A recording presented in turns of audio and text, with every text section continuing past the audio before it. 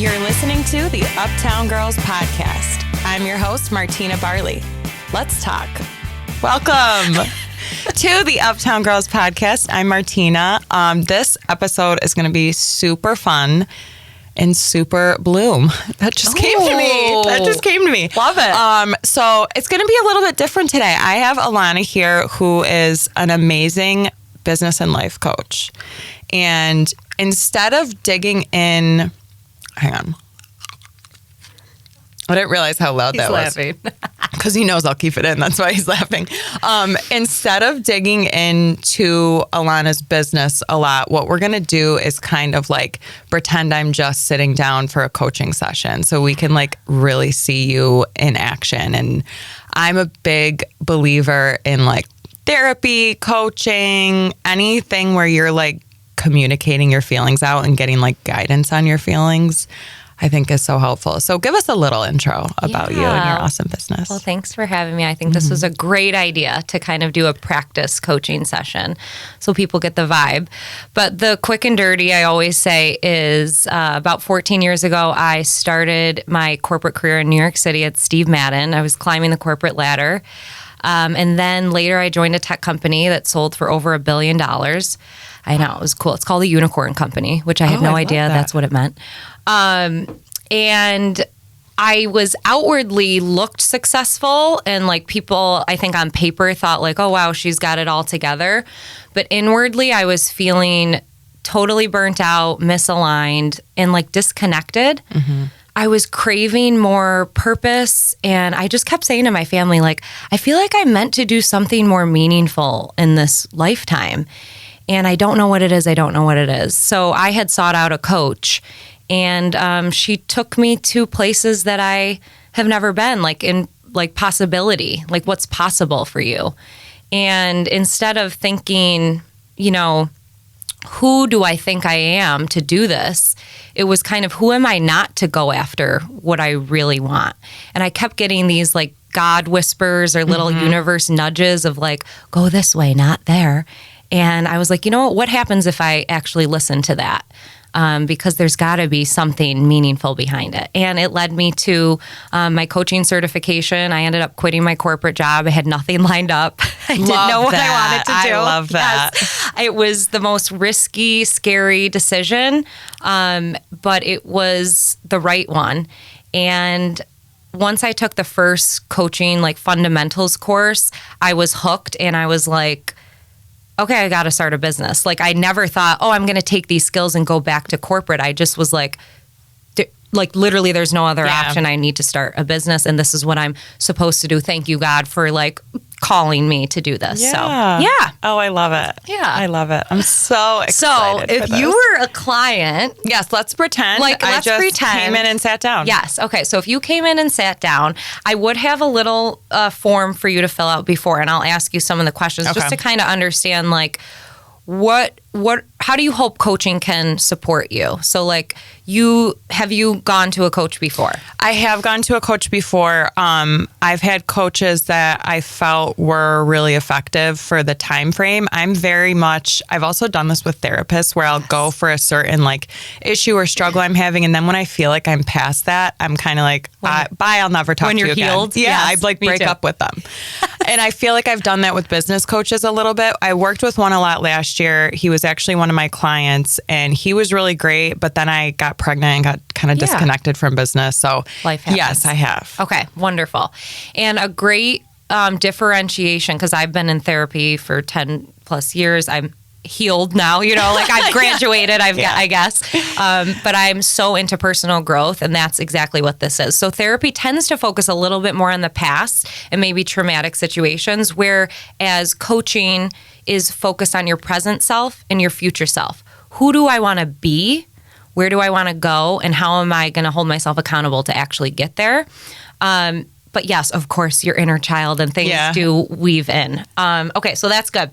So in your life right now, think about what would be a main focus area for you to want to achieve or resolve? I think that right now what I'm struggling with is I'm always mentally in the other place, meaning I just had a baby. So when I'm home with her, I'm thinking about work, business, things just on my mind. Yeah. And when I'm there, I'm like, oh, what's she doing at daycare? I didn't spend enough time with her yesterday. Or I'm kind of always looking to my other self, like I should be doing more of that, or just thinking about that. Okay. So almost what I'm hearing is being in the present moment and being fully there. Yes. And almost like listening better. Is that, would that be correct to say? Yeah. Okay. Because when we're somewhere else, we tend to not be tuned listening. out. Yeah. Yes. Okay. And answer this, fill in this blank. So right now in my life, I feel the greatest sense of need for.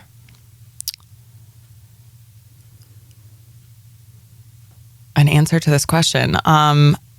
I feel the greatest sense of need for. Okay, that's okay. So let me help you. Okay. I'm a little bit intuitive, and I'm getting this feeling of right now I feel the greatest sense of need for rest or being able to not have to overperform at everything. Yeah. And I think it's more my own like mental rest. Oh, what does that mean? It means like I put a lot of pressure on myself mentally to be doing more, doing better, doing bigger. And I want that to like quiet down a little bit. Yes. Okay. Wonderful. So those are the self-sabotaging thoughts and negative self-talk that we all have. And a good way to think about it is, so we think anywhere from 60,000 to 70,000 thoughts per day. And I think it's something like 80% of those thoughts or more are negative or repetitive. So the same cycling patterns that we had yesterday, right? Wow. Why am I not good enough? I should be over here. Like you said, what's baby girl doing? Oh, but work, did I drop the ball there? Right? And then it's just cycles and cycles and cycles until we interrupt it and replace it with something better. So this makes sense. Trying to be present and the self-sabotaging thoughts. Okay. And then the last question would be in terms of the kind of understanding where you are right now is what would you say is currently getting in the way of you showing up as your most aligned, powerful, authentic self? Like perfectionism. Okay. I'm very much, and I read it on one of those things. I'm very, very, very much, if I can't be the best at something, I don't want to do it at all. Ah, okay. Okay. So fear of failing? I don't know if it's a fear of failing. Maybe it is deep down, but I think that I don't want to do something kind of good. Okay. I either want to do it amazing or say, I'm not doing this. Yes. And most successful people are like that. So you're not alone. And that's the hyperachiever in you, which I'll get into. What happens? Where is something in your life that you've failed at?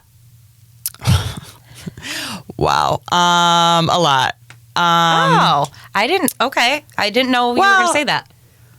Okay. This is going to be an area of my life that I feel like a big failure is like domestically. Like I don't cook dinner. I don't clean my house. I'm not very like organized. Like I feel like that part of being a woman, really, I'm a complete failure. And it's almost like comical to me now where it's like, I don't cook. I don't clean. Ha ha.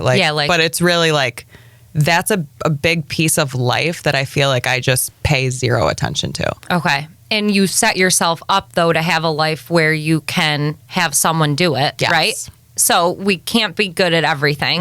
And I think we put so much pressure on ourselves, especially as women, to now have a great job for you, have a successful business, be an incredible wife, be incredible at home and managing the home, and being now a mom and have to do that perfectly too. And you have so many external opinions, right? In comparison, we say comparison is the thief of joy. The second you compare, I mean, I do, it's so easy to do. You're like, wait, I could have swore I was having a good day, and then I saw something and they're like way better than me at that piece. Okay, so that makes sense. So fear of failure. And now you said that domestically you want to be good, but you've almost accepted that that's not something you like to do. Yes. Okay.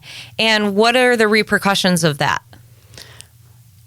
I mean, I guess there are no real repercussions. I think it's more of a comparison thing for me. Like, I see my sisters are like domestic goddesses, and like my one sister's like, everything is so clean, neat, orderly, whatever. Krista, like, we joke and call her the servant because like she's just constantly serving. She's doing her husband's laundry. She's cooking dinner. And I just don't have that piece of me. Okay. And do you want to? No. Okay. I don't, but I feel like I just feel like that's an area where I'm constantly like, oh, I should have done laundry today. I should have done this today. I should have cooked dinner kind of thing, which sounds so stupid. But. Okay. So that would be the hyperachiever in you. So let me just talk a little bit about the saboteur. So I had Martina take a saboteur assessment, and saboteurs are, for simple terms, it's the negative self-talk. It's the self-sabotaging thoughts that we all have, and those limiting voices that really kind of protected you at one time, but they keep you stuck in fear or self-doubt or control. And it kind of helps you, your brain is scanning more for danger versus possibility. And that's what I said coaching helps so much with, taking you to possibility, what's actually possible here versus like predictability. Like, we live our lives typically in predictability or probability, like, oh, how is this going to happen? How am I going to make this happen? Instead of like, what's actually possible for me here? So that's the saboteur brain. And what we want to shift to is the sage brain, which is the most grounded, wise, loving, compassionate part. And that's in your prefrontal cortex. And it's just emotionally intelligent side of your brain, which we all have that as well. So Martina scored high. We actually both have the same 3 top saboteurs. Really? So she is a hyperachiever, a controller, and a pleaser. And most successful women have these as their top 3. And the one thing that you said that was really important was like, it's almost, if I don't domestically do all these things, then I don't feel good enough, right? It's almost like, do you feel like your worth depends on achievement and recognition? Are you asking me that? Yes, 100%. Okay. So what would it be like to fully experience your success before reaching for the next thing to do? I don't know because I've never done that. Okay. Yes. This is good. So tell me about a time in your life where you felt the need to be very successful or achieve something. I'll stop there. Yeah. Probably where it became like really, really hyper, to use that term that my category is or whatever, would be when I was at my previous company and I was in sales. That was a very like recognition driven place. Got it. Like daily, the whole company would get sales report in the morning and it would list everybody's names. We'd have these big sales meetings, list everybody's name. You're clapping for the people at the top. So it was very in my face all the time. And I knew I was the best salesperson there. So I like became very like addicted to that, like obsessed with like, I have to sell more than this person or this person. I have to be at the top of the sales report. I have to be at the top in the meetings. Okay. So it almost became a part of your identity. Yes. Okay. To be successful. And it worked out for you there though, right? Because then what happened? It led me to, I guess, have such an inflated sense of confidence that I quit my job and started a company in one day. Yeah. That's amazing. Yeah. That's amazing. So that's it. So the hyperachiever natural strengths are driven, goal-oriented, confident. Now, when the saboteur comes into play of hyperachiever, it's when you overuse those strengths, right? Okay. Where you're saying to yourself, my whole worth depends on recognition and success. I give myself conditional self-love. I don't unconditionally love myself, because if I'm resting, or if I'm not productive, or if I'm not being a domesticated housewife, then I'm a piece of shit. Yeah. Like, I don't have it all, right? So it's knowing when in your head you can say, oh, that's my hyperachiever. That's not actually my identity, right? That's a piece of you. And let me ask you one more question here. So balance, let's talk about balance in your life, especially as a new mom. Okay, so what does the word balance mean to you as of now? I guess just more time and attention in multiple areas. Okay, like the presence. The presence, yeah. And what is pulling you to look at the other thing when you're home? What is pulling you to look at work? I think with work specifically, I think about my team, and I think about like, I could be doing XYZ to make their jobs better, help them make more money, make their lives easier, whatever it is. And that kind of ties into our clients in general. So I think really a lot about the people attached to like the productivity, I guess. So that would make sense, because that's the pleaser in you, where you want everybody to feel good and make good money. Yes. You want other people to be successful, and maybe a little bit of control, where you know best, right? It's this idea of, I have this like, oh, well, I know best and I must take charge, or things will fall apart. Right? Took the words right out of my mouth. Yes. Things will fall apart. So the natural strength of a controller is you're decisive. Yes. I'm sure you're persistent. You have, like you said, if you want to get it done, it's going to get done. Yes. So what situations at work make you feel the most out of control right now?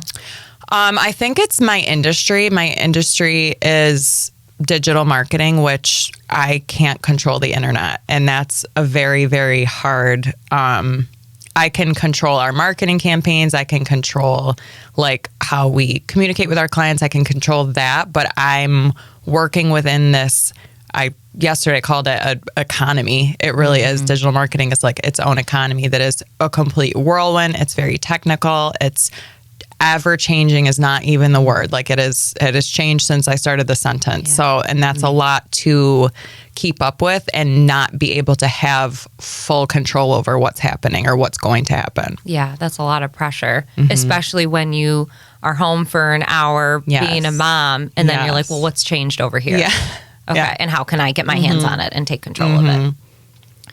So I love that you said one of your big focuses is to help your people, because I think that's one of the things we can control in this environment where, you know, AI and everything is coming up. That's the practical side, right? Like AI can help with our logical mind, like write me a list for blah, blah, blah, blah, blah, whatever. But you're helping train people to fill in the blank.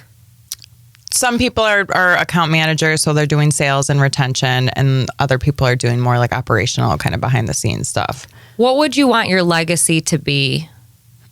Oh my God. Being a marketing with this company, you're saying? With my company, or like in life? Start with the company. The company, I really want it to be like known for being the best at taking care of the clients, because the industry is one that there's not a lot of places where you're going to get a really good like client relationship. Okay. And what about the legacy for people who have worked at Uptown? I guess that they didn't feel like they hated their job, which I know sounds so simple, but somewhere they liked to work. Yeah. And I don't feel confident that everybody has left feeling that way, but Of course. But even if they've left, you could reframe that legacy of that they were happy at work in my environment, and that if they were ready to leave, amazing. They grew and let them fly, because that's what you did. Exactly. Right? Yeah. And you would want that for them. Okay. So what about your legacy as Martina? When you say that, I immediately just think marketing. That's all that comes to my head. Yeah. And I don't like that, but that's okay. We don't have to. I guess that's the only way I can really like that's the primary way I like identify myself as like my company. Got it. Well, I don't like that. But. Okay. Yeah. So I think that's the whole thing in coaching too, right? It's who am I outside of this title, outside of this company, outside of being a mom, outside of being a sister, a daughter, a wife, right? Like who actually is Martina? And I think that's the thing is so many people don't know who they are. And one of the things that's been helpful for me, like, did you grow up Catholic? Or, yeah. Okay. I think I remember that. So I did too. And I don't feel connected to the Catholic Church now. I would say I'm definitely more spiritual. Yeah. And one of the things that has helped me is leaning on this idea of choosing certainty over logic, meaning trusting that everything is happening in my highest timeline in my favor at all times. Like life is not random, right? Like you were meant to start this company. You were meant to become a mom the way you became a mom and how that happened and in the timeline that it happened. And when we can lean on certainty, it kind of takes the pressure off of having to be in control. Yeah. Because when you truly believe in something bigger, God, creator, the universe, whatever, you're like, oh, it's actually not, I literally can't control it. Yeah. It's not in my hands anyway. Easier said than done, right? We all are like, oh, everything happens for a reason. But what is a way you could weave in letting go of control of the company, not of the company, but like, especially while you're at home. What comes up for you when I say that? I go back to the people, I think, and I think it's when I do like frame it like letting go of control, I think about, well, Carla's there to take care of this. I think, well, Angelina's there to take care of this, or Diane, or whoever it is. I think about, I know I can trust all of them with anything that really needs to happen. And well, even as I say that, I'm like, for the most part. Yes, I saw that. Like little, well, like not this client or this, but yeah. Okay, so there's like maybe a couple specific clients where you want to still be hands on deck. Okay, so if you trusted that nothing would fall apart without your constant effort, what would you give yourself permission to do differently?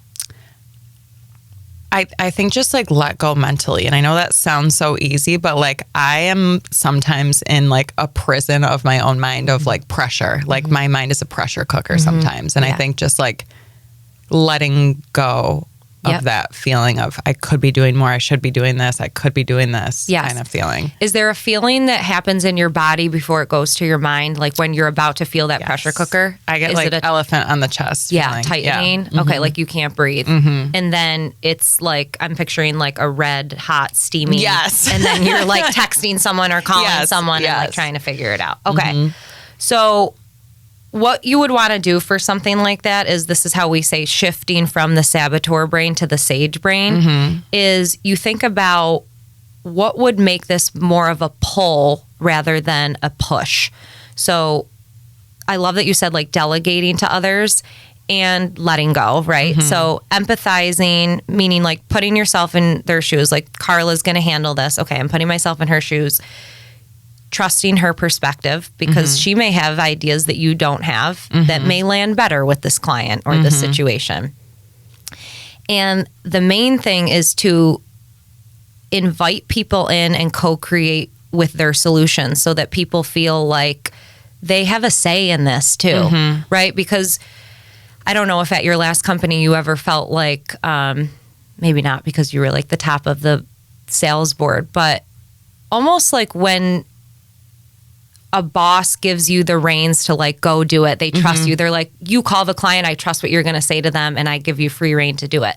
That is so much more empowering to someone, even if they fuck it up, than being like, okay, Martina told me to do these 5 things and now I got to do it. And you know what? I think it's because I did have that like freedom, empowerment, I guess, at my old company for the most part. And the other thing is like the clients that I work with and like the campaigns that I do was kind of like something that I helped to create at the old company. No one said, hey, you should do this. Here's how it works. It was kind of like me and a couple other people being like, hey, we could do this. And then it just seemed to work out. So for me, I feel like I almost do the opposite, because now with my team, it's like, well, I've done your job, so I know you should do it this way instead of do it the way you know. How does it feel when you just said that?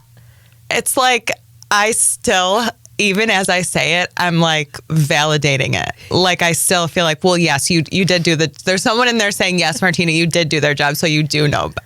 Right. Yes. But do you want to let go of that a little bit? Yes. Okay. So what are you going to do next time this elephant feeling of sitting on your chest is coming and you're at home and something's going on? There's an urgent fire. Mm-hmm. And how do you want to show up? I want to like guide them to figure it out themselves. Yes. So what could you ask them? Something I say sometimes when I am intentionally trying to do this is, what do you think? Yes. And I say this to my stepsons too. It's almost like I know you can get there. I know you know the answer. What do you think? What do you think you should do? Right? Before firing it off to me, what do you think you should do? Go ahead. I know, see, I'm trying to give my own therapy to myself, but it's also a patience problem for me. Like it's not, I believe in a lot of my team, all of my team. But I sometimes have the thought of it's going to be faster and more efficient if I just do it myself rather than get them there, if that makes sense. That does. That's the controller. That's the controller piece in you. And while you're doing that and you think it's helpful, it's actually limiting collaboration. It's making others feel hesitant to even share their feedback.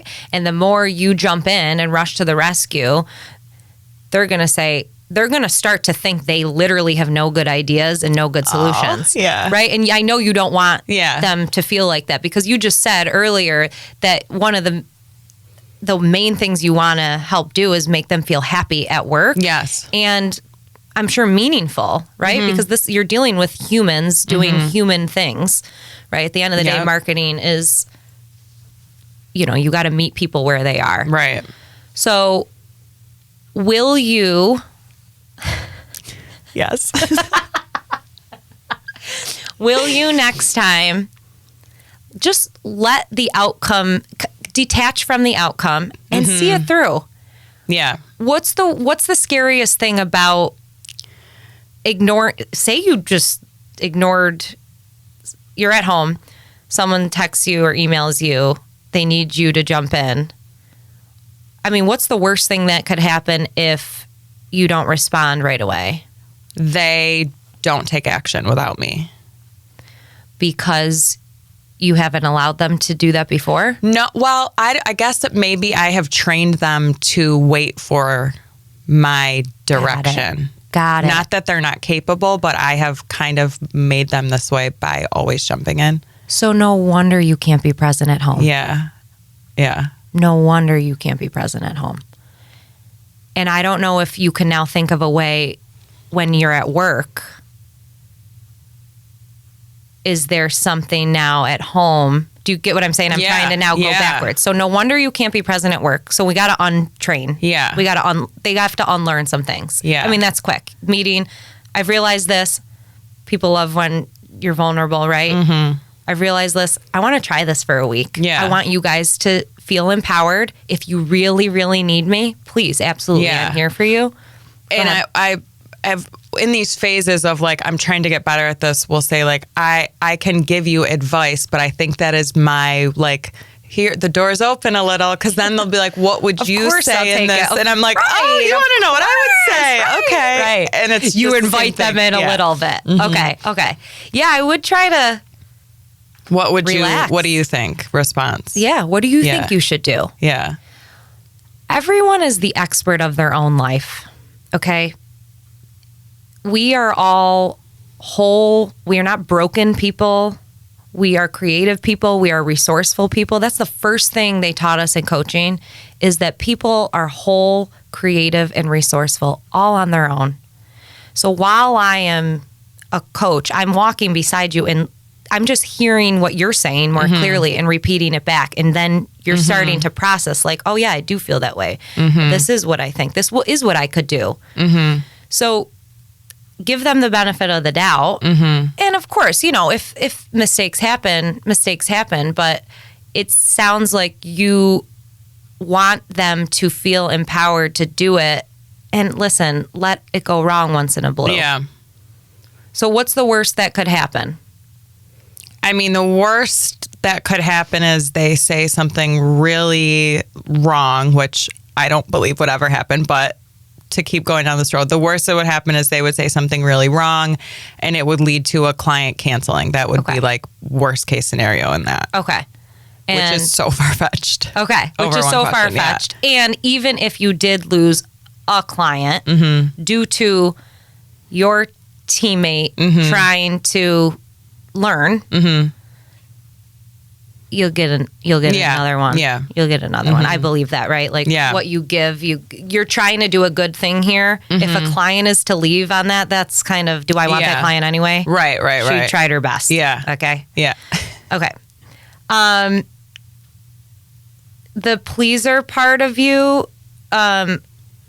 gaining validation through giving, right? And you might overextend yourself.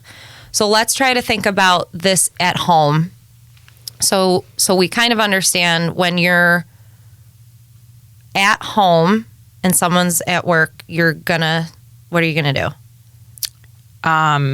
If something happens. Oh, if something happens, I'm not going to do anything.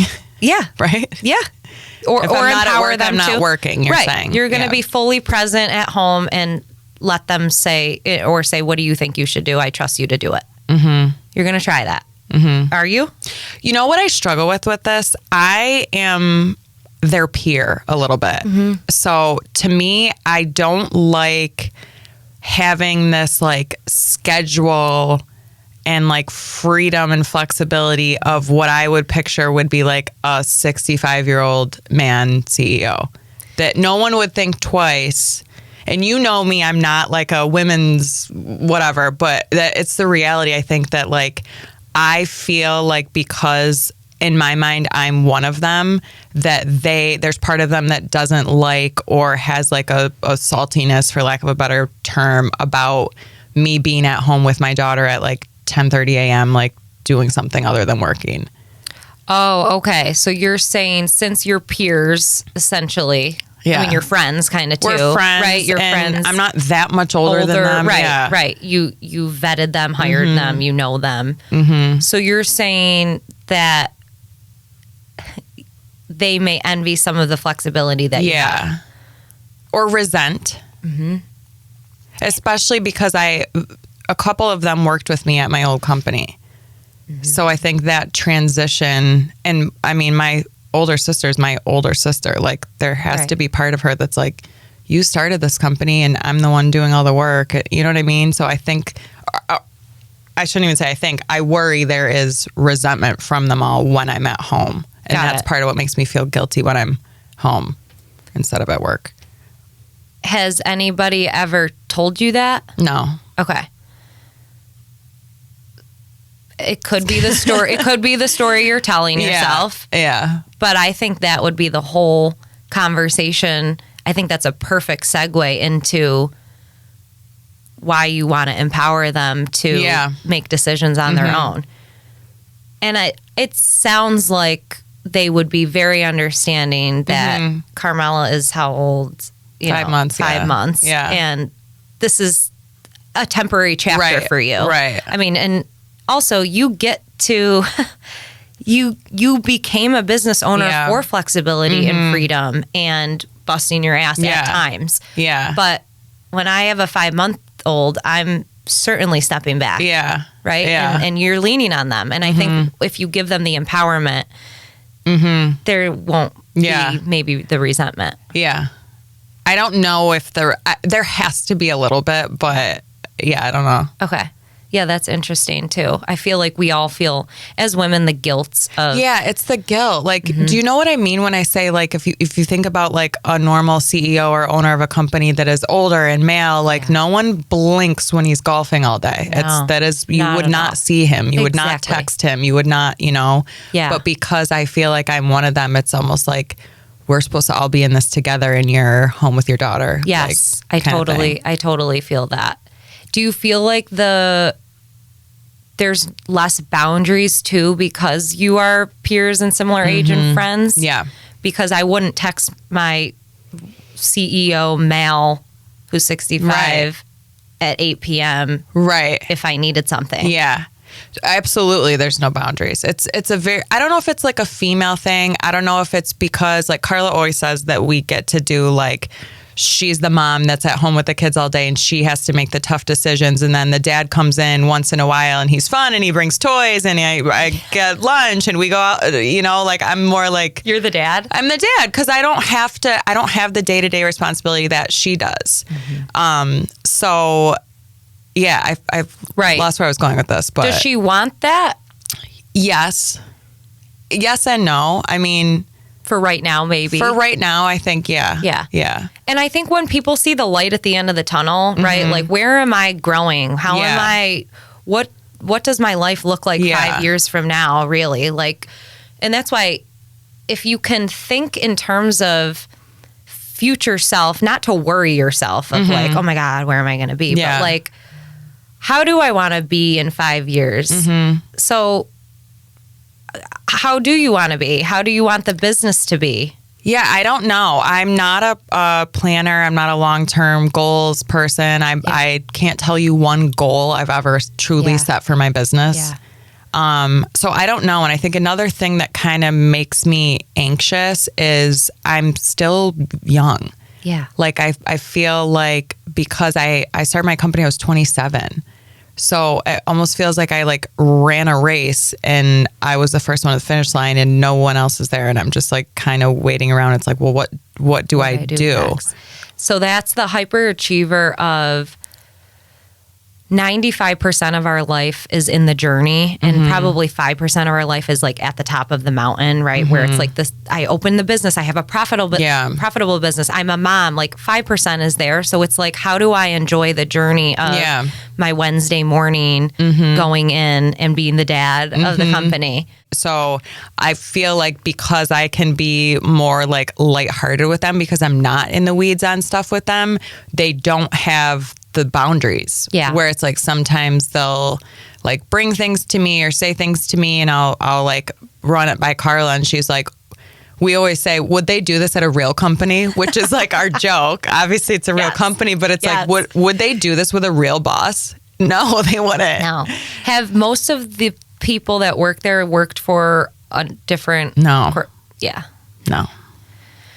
So you get to set the stage and set the tone when they come in. And it's harder to unlearn, right? It's harder to untrain the ones that have been there. Right. But I think any new ones coming in, you set the stage. And as people, there's natural people who leave, right? Right. Like you want that too in a business, attrition.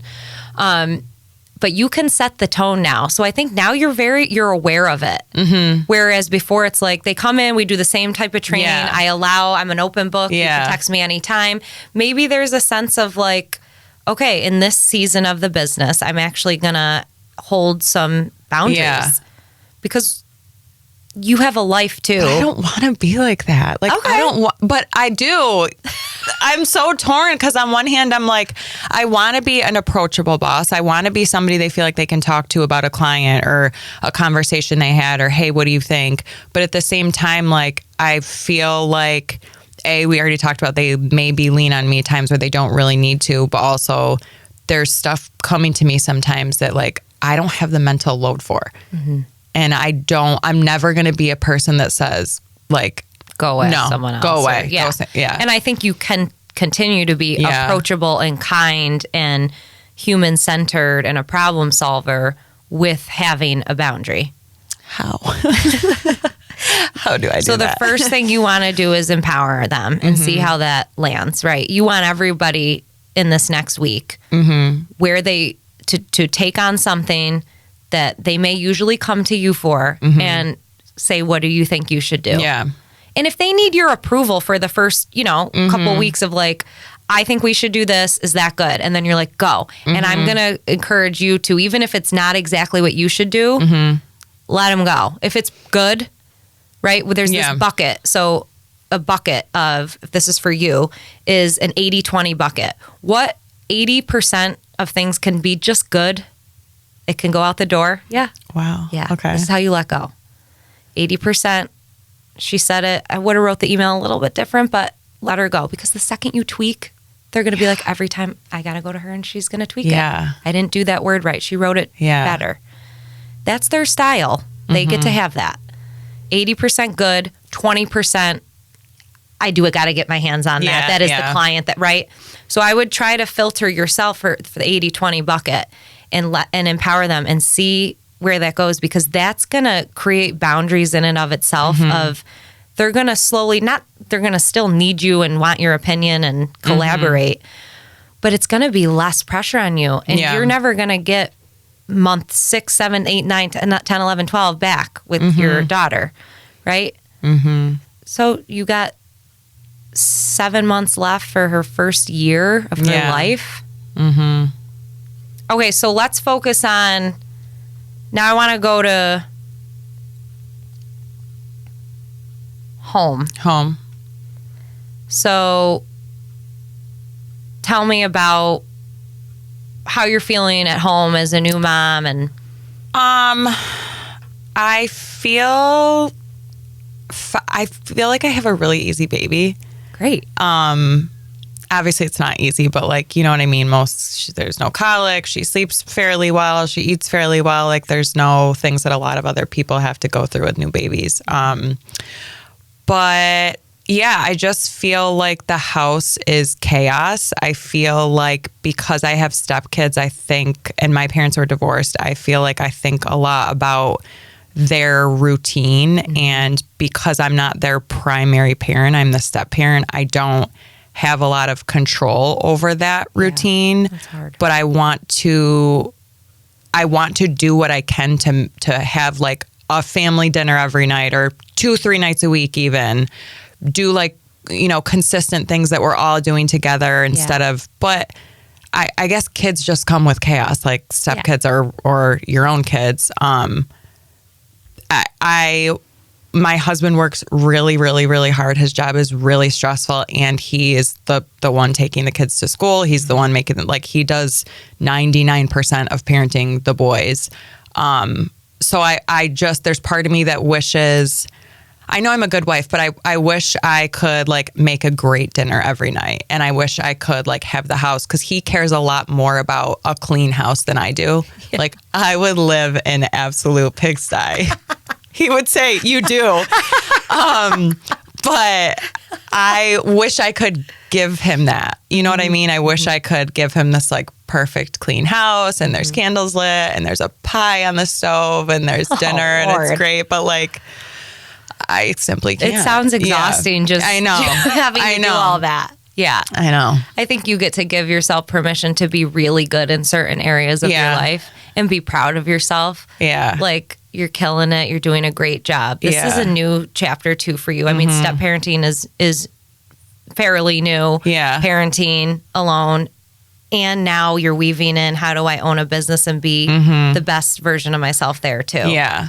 So we can't, can we have it all? Yes, I do. But I almost think we, as women, we expect perfection from ourselves. Yeah. And we're the hardest on ourselves. Yeah. What are the voices that come in your head when you're sitting on the couch and like you should maybe go clean or cook something? Like, what are the voices saying? They're not saying anything. They're like doing this.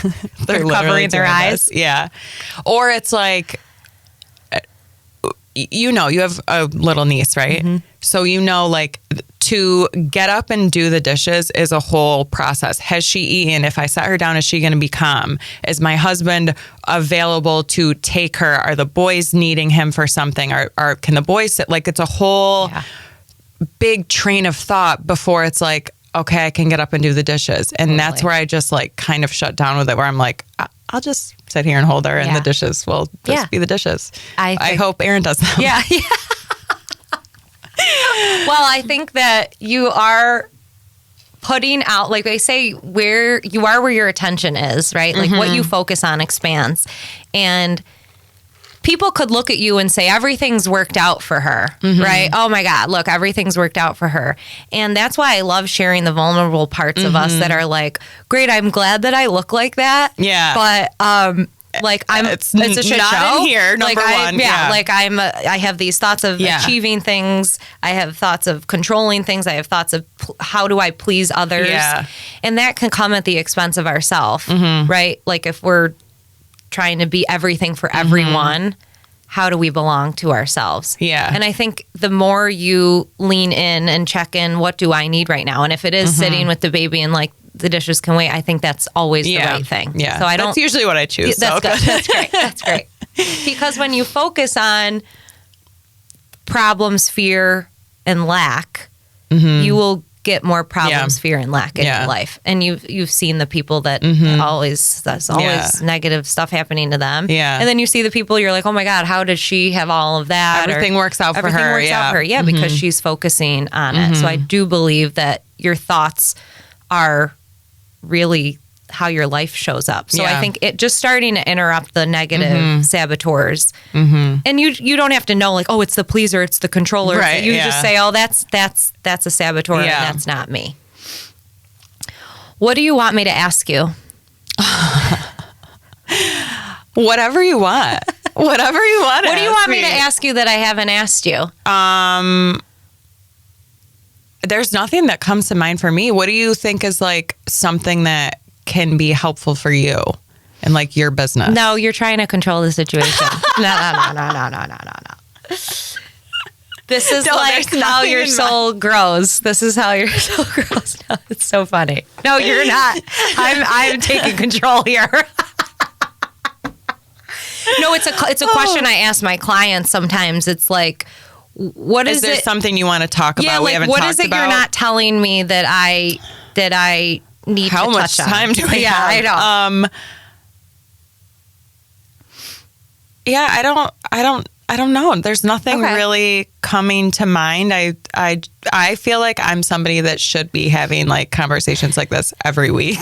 I think it's helpful. Yeah. I think it's helpful. What do you feel like you have now that you didn't have before we started talking?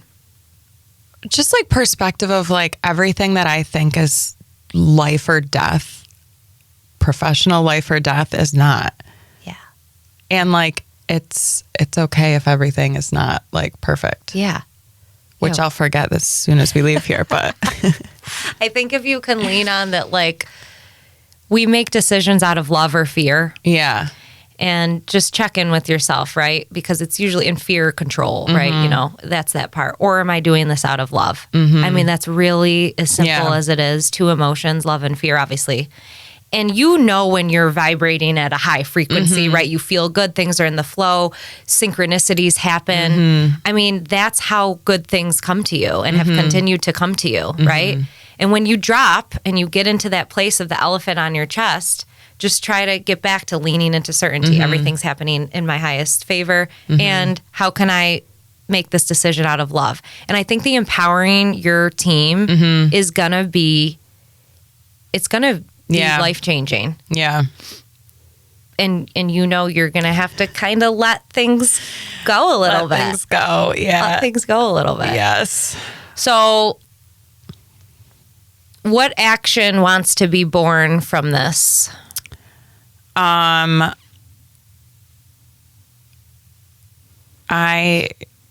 don't know. Okay. Like, how do you want to show up this week as a boss first? more confident in others' abilities. Yes. How do you want to show up? I want recognition. Yes, Thank you for recognizing my good answer. That was exactly it, right? And sometimes it has nothing to do with us. It's like, how can I help others see the light? Yeah. How can I help others feel really good?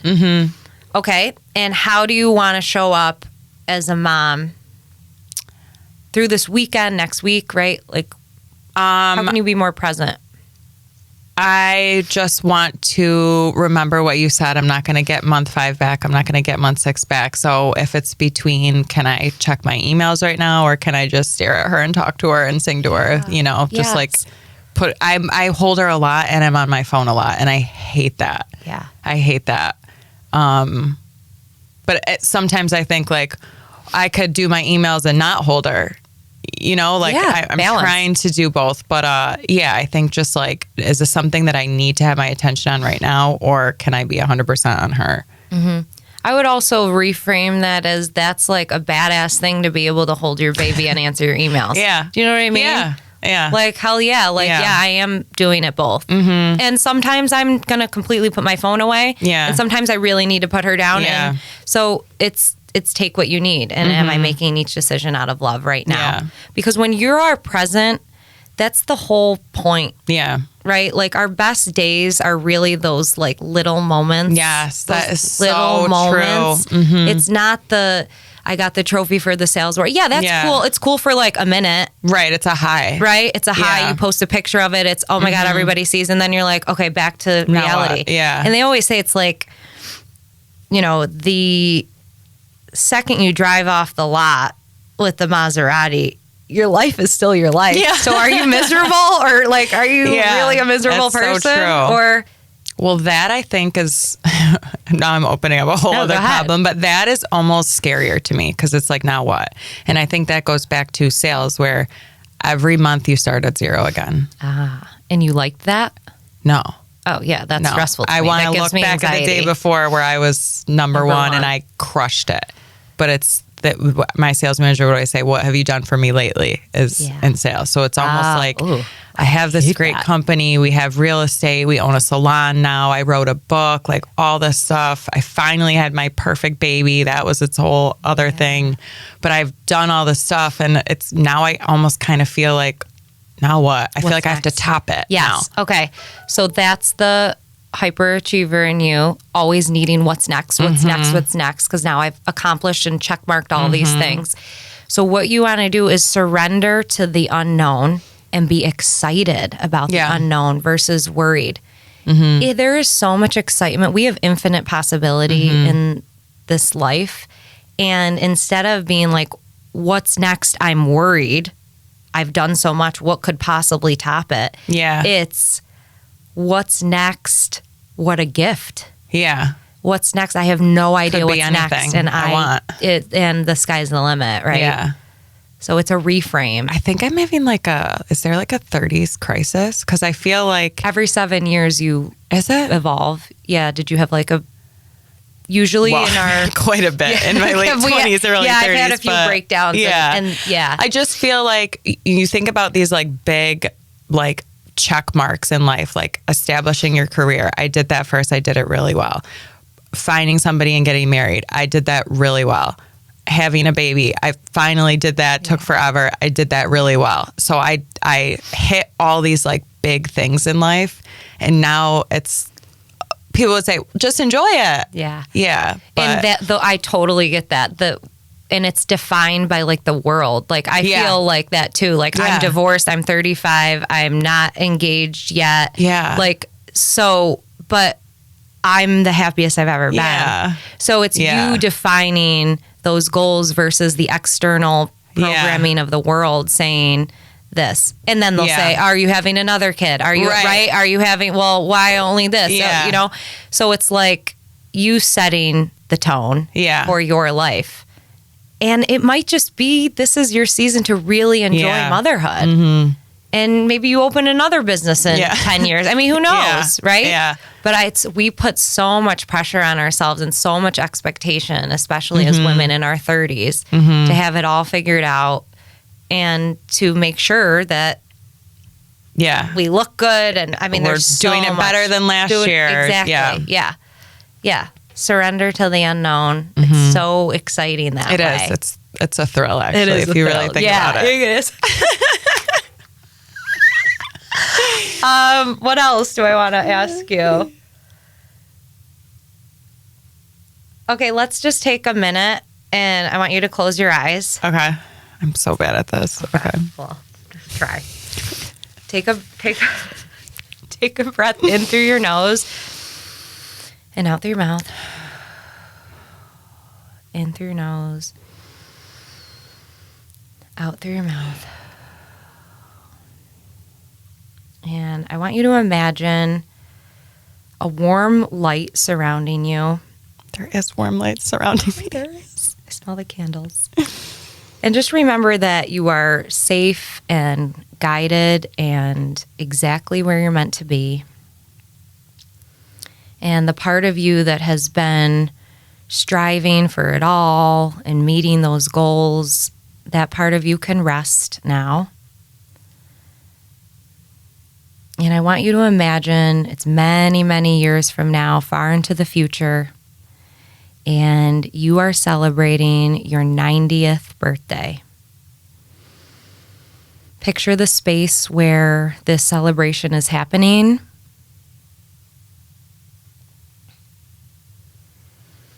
And as you look around, you see the faces of people whose lives you've touched, many family and friends, maybe even your grown children and grandchildren. And they've all gathered to celebrate you, not for what you achieved, but for who you became. And one by one, people are standing to speak, and the first person shares how your presence changed their life, that your words helped them believe in themselves again, that your example gave them permission to be empowered, to trust, to love who they are. And everyone shares how your light touched their journey. And I want you to just feel into that version of yourself, your 90-year-old self, wise, grounded, and she lived a really fulfilling life. And that version of yourself reaches out to you and smiles and says to you, you don't have to carry it all. Everything you're striving for is already unfolding. You can let go. I've got you. And just take one final breath in, knowing you have built a beautiful life and you're still building it, one moment of presence at a time. You don't have to do more to be more. You are already everything you came here to be. And when you're ready, you can open your eyes. Do people normally cry when you do this? Because that's where we're going to be, is it's 90, and none of this will really matter. Yeah. So just those little moments set the perspective of, how do I want to show up today? To it just helps me not worry as much and like let go of the pressure to have everything figured out. I'm gonna cry too. Scott put the tissues out on purpose. We're gonna be looking good at 90, I know. hopefully. I know. I was gonna say, am I still hot? Was I gorgeous? Yeah. Thank you. I hope you can carry that, though. It's a good way to just check in. It is. I saw something on Instagram, of course, and it was like a video of like the baby's head, and it was like, when I'm 80, this is where I'll go. And oh my God. Right, remembering these moments. Mm-hmm. If that doesn't make you feel present at home, right? It's like, yeah, you're doing great. Wow, my first tears on this podcast. Oh, good. I saw it. I feel like you were overlooking a big party. Was I in Italy or somewhere? Yeah, you were settled. You were chilling. Glass of champagne. Looking back, right? Damn, I lived a really good life. I was a good mom. Yeah. I was a good boss. I was a good sister, good wife. And no, I didn't have to do the dishes on October 16th. No, right? And it's okay. Aaron was fine. Yeah. Oh my God, that was so good. Thank you I'm so glad. much. Oh my God, I'm emotional too. I like it. And that's the one thing I need to detach from the clients a little bit, but I can't help it. It's why you're good at it, because you really are like into it with them, and you can feel. I feel like you're at my 90th birthday party with me. Oh my God, I'll be there. Oh my God, are we even still rolling? Can you tell everyone where they can find your business if anyone's still listening to this? I'm on Instagram, superbloom.coaching, and my website is superbloom-coach.com. Feel free to reach out. I'd love to. If you would like this spiritual of an experience, no, it really is so, so helpful. And I have to come see you more. I'm so glad. Anytime. I need to come see you too. Thank you, everyone, for listening to our Sabfest.